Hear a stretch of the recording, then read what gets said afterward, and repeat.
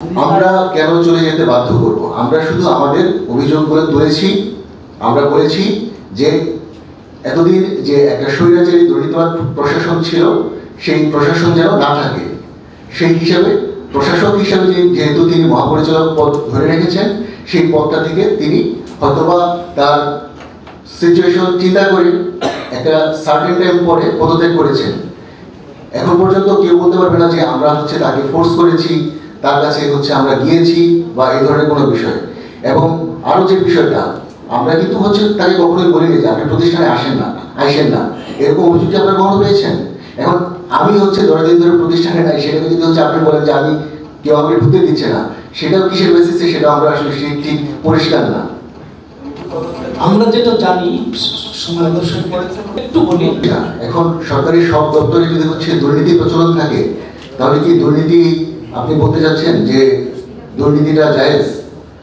যেটার অনুমোদন নাই সেটা সব জায়গায় নেই। যেটা মিথ্যা, যেটা ভুয়া, সেটা সবার জন্য প্রযোজ্য। সেটা মালাখানের জন্য স্পেসিফিক, সেটা আমরা বলতেছি না। এখন মালাখানের ইনফরমেশনটা আমরা জানি, সেই ইনফরমেশন আপনাদের সামনে উপস্থাপন করেছি। বাকি 100 জনের ইনফরমেশন তো আমরা জানি না। যদি জানতাম সেটাও আপনাদের সামনে উপস্থাপন করতাম। কিন্তু আপনারা সর্বমূলে জ্ঞানী, তাই আপনারা বিজ্ঞান, কিন্তু অবৈধ এত বছর পরে এসে কেন আপনারা এই প্রতিবাদটা করলেন? যেহেতু আপনারা বিজ্ঞানী, আপনাদের বলার অধিকার তো অনেকের চেয়ে অনেক বেশি আছে। আগে বলেননি কেন? আগে বলিনি, সেটার পিছনে সবচেয়ে বড় যে কারণটা ছিল যে আমরা আগে বলার মতন সিচুয়েশনে ছিলাম না। এখন এই যে দেখেন যে রিসেন্টলি বৈষম্য বিরোধী আন্দোলনের মাধ্যমে সরকারের অনেকগুলো বিষয়, বিগত সরকারের অনেকগুলো বিষয় আপনার সামনে তুলে আসছে, মানুষ কথাবার্তা বলা শুরু করেছে। সেটাকে আপনি বলবেন যে আগে বলেননি কেন? এটা তো আগে বলার মতো সিচুয়েশন ছিল না। আর আগে বলেননি সে ব্যাপারটাও সত্যি না। আমাদের আগে বাংলাদেশ বিজ্ঞান ও শিল্প গবেষণা পরিষদ 2015 সালে তার এই বিষয়গুলো উপস্থাপন করেছিল, কিন্তু সেই বিষয়গুলো কেন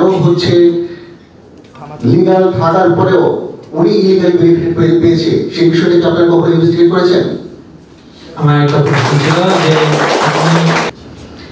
এখানে যে ব্যাপারটা, যে প্রশাসনিক যে কাজকর্মগুলো হতো, সেইটার সাথে প্রশাসনিক যারা আছে তারা আসলে কতটুকু কিভাবে সংশ্লিষ্ট, সেই ব্যাপারটা আমরা যেহেতু নিশ্চিত নই,